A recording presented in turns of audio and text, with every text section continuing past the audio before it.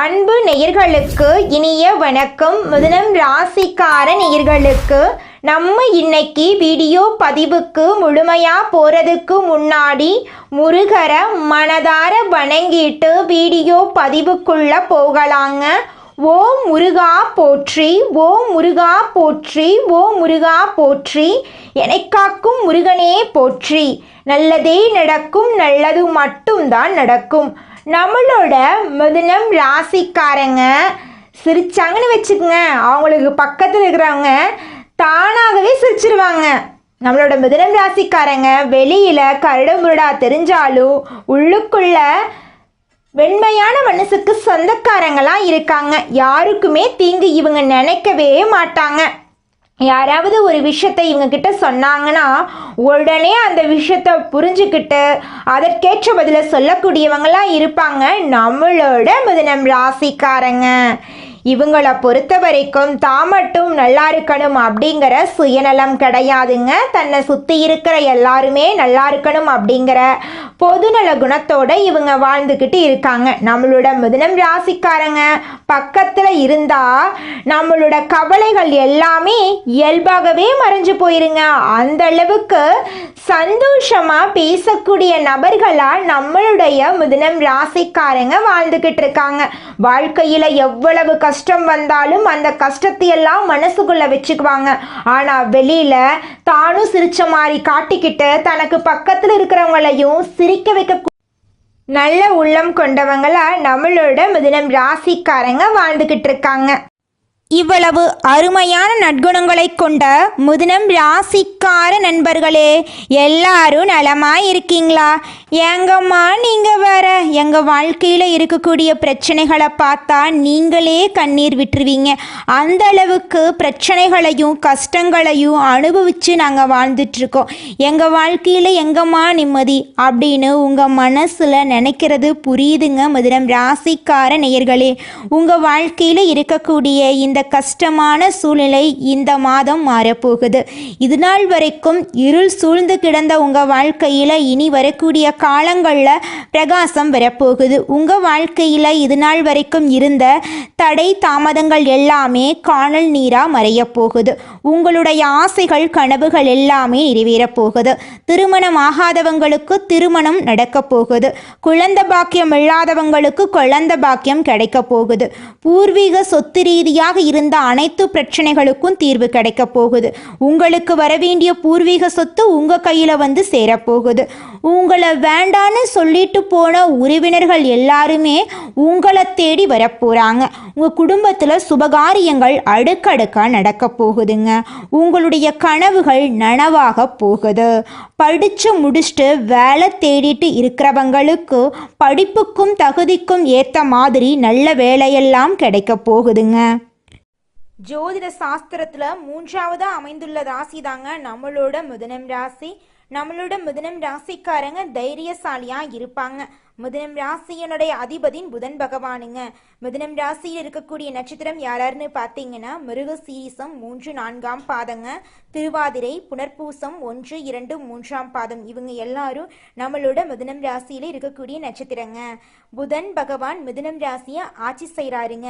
நம்மளோட மிதுனம் ராசிக்காரங்களுக்கு நட்பு ராசியாக இருக்கக்கூடியவங்க யாராருன்னு பார்த்தீங்கன்னா ரிஷபம், கன்னி, துலாம். இவங்க எல்லாரும் நம்மளோட மிதுனம் ராசிக்காரங்களுக்கு நட்பு ராசியா இருக்காங்க.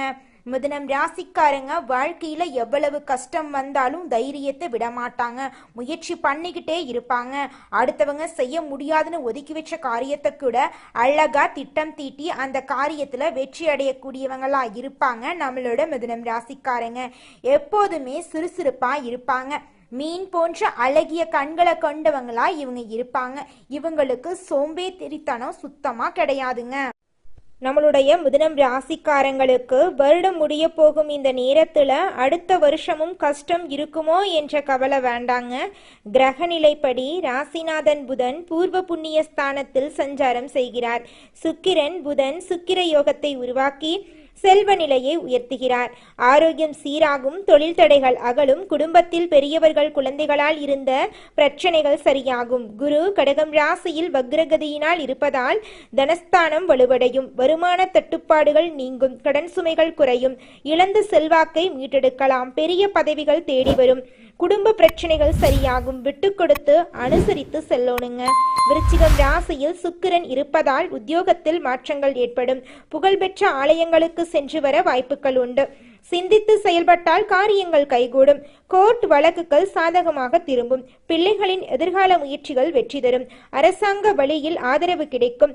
தனுசு ராசியில் செவ்வாய் இருப்பதால் இடமாற்றம் ஊர் மாற்றம் வரலாம், நல்ல நிறுவனங்களில் இருந்து வேலை அழைப்பு வரலாம், கொடுக்கல் வாங்கல் பிரச்சனைகள் சரியாகும், இளைய உடன்பிறப்புகளுடன் இணக்கம் ஏற்படும், திருமண முயற்சிகள் கைகூடும், பூமி விற்பனையில் லாபம் கிடைக்கும்.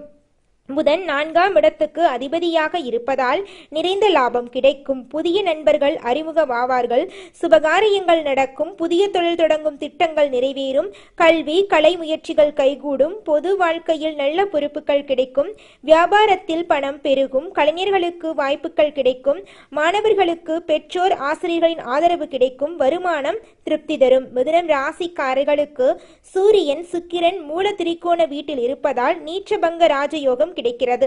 சுக்கிரன் புதன் சேர்ந்து லட்சுமி நாராயண யோகத்தை கொடுக்கறாங்க, 2 மடங்கு அதிர்ஷ்டம் வேலை செய்யும்.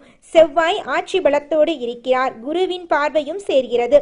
சூரியனும் செவ்வாயும் இணைவது அரசாங்க ரீதியாக அரசியல் ரீதியாக ஏற்றம் தரும், குழந்தைகளுக்கு யோகம் கிடைக்கும். இந்த கிரகநிலை மாற்றம் அனைத்து ராசிகளுக்கும் தாக்கத்தை ஏற்படுத்தும்.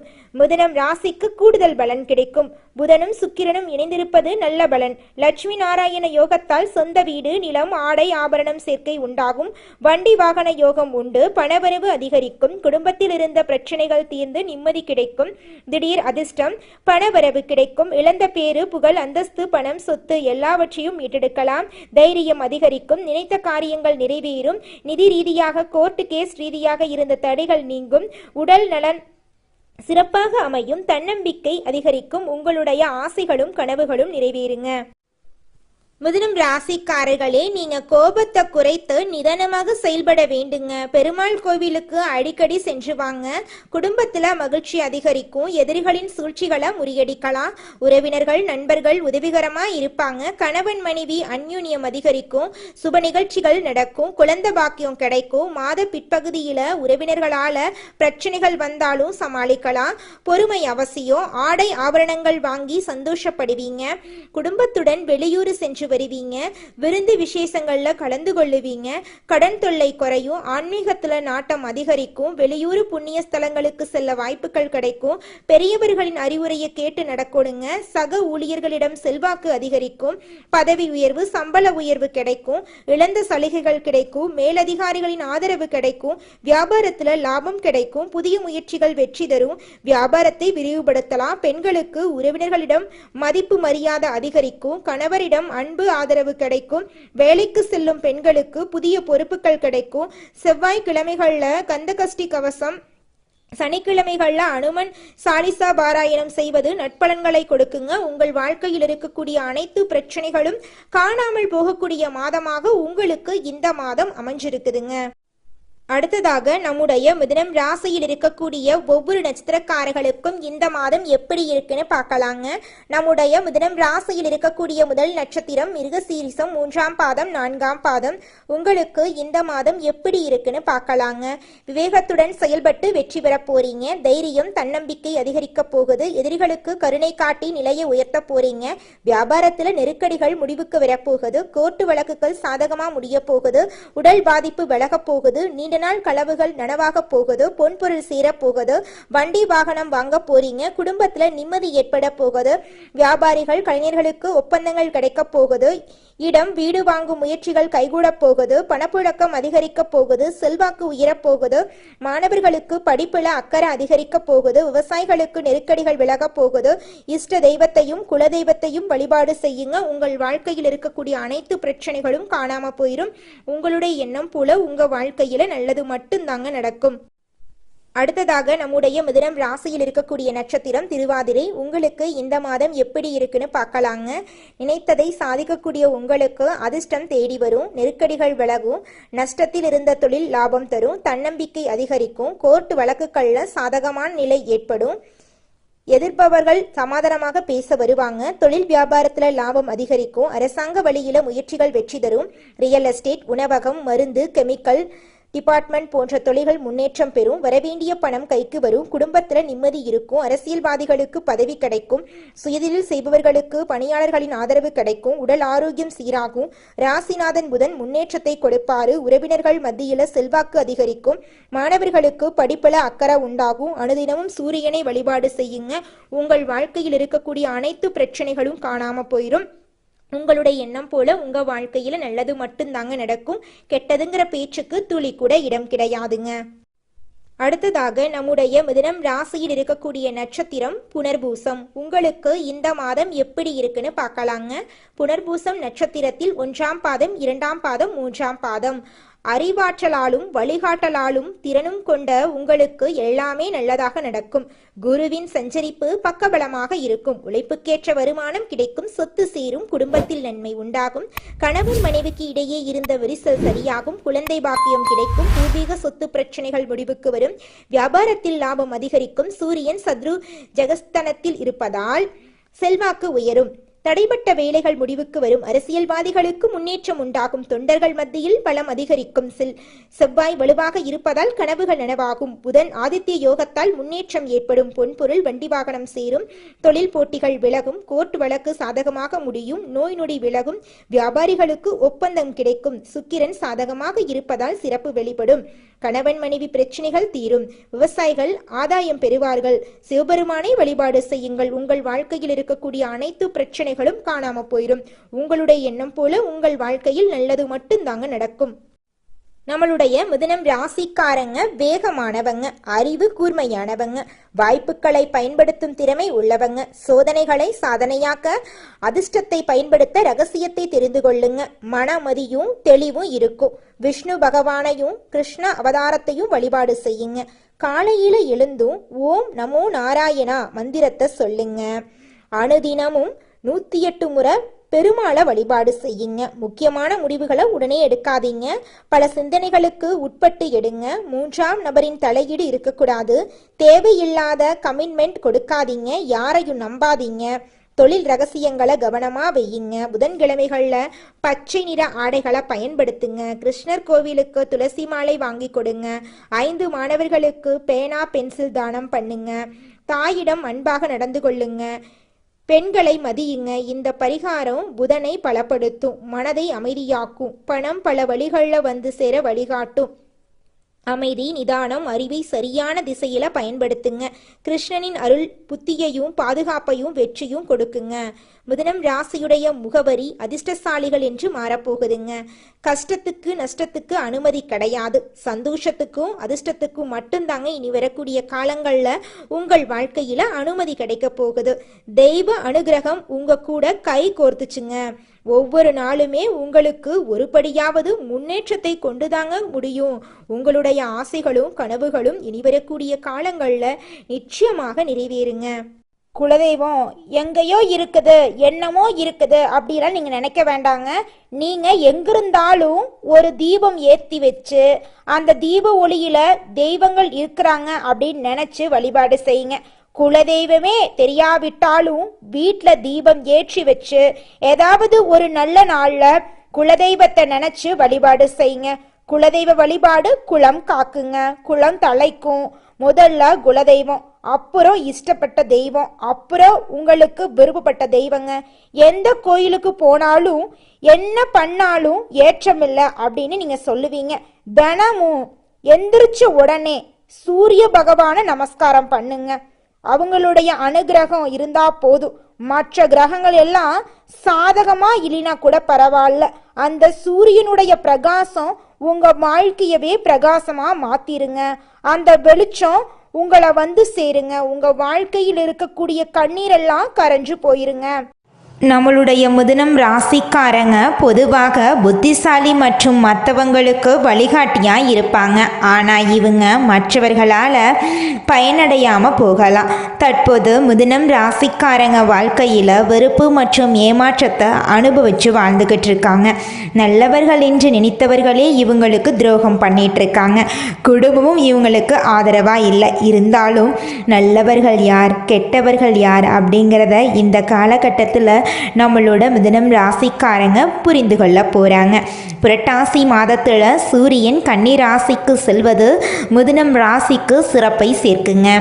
குருவும் சந்திரனும் இணைந்து குரு சந்திர யோகத்தை உருவாக்குறாங்க. ராசிநாதன் புதன் உச்சம் பெற்று சஞ்சாரம் செய்ய போகிறார். இதனால் கடந்த மாதத்தை விட இந்த மாதம் சிறப்பாக இருக்க போகுதுங்க. நண்பர்கள் வளர்ச்சி பாதைக்கு வழிகாட்டியாக இருக்க போகிறாங்க. புதிய முயற்சிகள் வெற்றி கிடைக்க போகுதுங்க. புனித பயணங்கள் மேற்கொள்ள போறீங்க. தொழில் ஸ்தானத்துக்கு அதிபதியான குரு ராசியில் சஞ்சரிப்பதால் தொழில் செய்வரங்களுக்கு நல்ல வளர்ச்சியும் லாபமும் கிடைக்க போகுதுங்க. புரட்டாசி மாதம் புதன் பகவான் துலாம் ராசிக்கு செல்ல போகிறார். இது சுகஸ்தானத்துக்கு அதிபதியானவர் பாக்யஸ்தானத்துக்கு வருவது யோகமான அமைப்பாக இருக்குதுங்க. பிள்ளைகளின் கல்வியில் முன்னேற்றம் ஏற்பட போகுது. எதிர்கால முன்னேற்றத்திற்காக எடுக்கும் முயற்சிகள் வெற்றி தரப்போகுது. மாமன் மைத்துனர் வழியில் தடைபட்ட மங்கள நிகழ்ச்சிகள் நடைபெறப் போகுது. கரைந்த சேமிப்புகளை ஈடுகட்ட போறீங்க. இடம் வாங்குவது வீடு கட்டுவது போன்ற விஷயங்கள்ல ஆர்வம் கூட போகுது. பூர்வீக சொத்து பிரச்சனைகளுக்கு நல்ல முடிவு வரப்போகுது.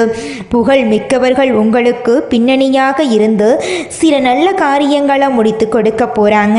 புரட்டாசி மாதம் குரு பகவான் கடகம் ராசிக்கு அதிசார கதியில செல்றாரு. கடகம் ராசி குருவின் உச்ச வீடுங்க. இது திருமண கனவுகளை நனவாக்கும். நல்ல வரன் தேடி வரும். கடமையில இருந்த தொய்வு அகலும். குருவின் பார்வை பலம் அதிகம் என்பதால எதிர்பார்ப்புகள் எளிதில் நிறைவேறுங்க. கும்பம் ராசியில சஞ்சாரம் பண்ணக்கூடிய சனி பகவான் வக்ர இயக்கத்தில் இருக்காரு. இது தொழில் மற்றும் வியாபாரத்தில் சில குறுக்கீடுகளை ஏற்படுத்துங்க. தொல்லை தரக்கூடிய எதிரிகளின் பலம் கூடுங்க. நெருங்கிய உறவினர்கள் உங்களை விட்டு விலகி போகலாம். அதை கண்டு நீங்கள் அச்சப்பட வேண்டாம். ஆனால் குரு புதன் சூரியன் சாதகமாக இருக்கிறதுனால சனி பகவானின் இந்த நிலை பெரிய பாதிப்பை ஏற்படுத்தாதுங்க. பொது வாழ்க்கையில் இருக்கிறவர்களுக்கு புதிய பொறுப்புகள் கிடைக்குங்க. தொழில் மற்றும் வியாபாரம் செய்பவர்களுக்கு கூட்டாளிகளால் இருந்த பிரச்சனைகள் நீங்குங்க. உத்தியோகத்தில் இருப்பவர்களுக்கு திறமைக்குரிய அங்கீகாரம் கிடைக்குங்க. கலைஞர்களுக்கு முன்னேற்ற பாதையில் சில தடைகள் வரதாங்க செய்யும். அதை கண்டு நீங்கள் அச்சப்படாமல் இருந்துக்கோங்க. மாணவர்கள் படிப்பில் கவனமாக இருக்க வேண்டுங்க. பெண்களுக்கு குடும்ப சுமை கூடினாலும் நீங்கள் அதை சமாளிக்கக்கூடிய அளவுக்கு உங்கள் மனசில் தைரியம் வருங்க.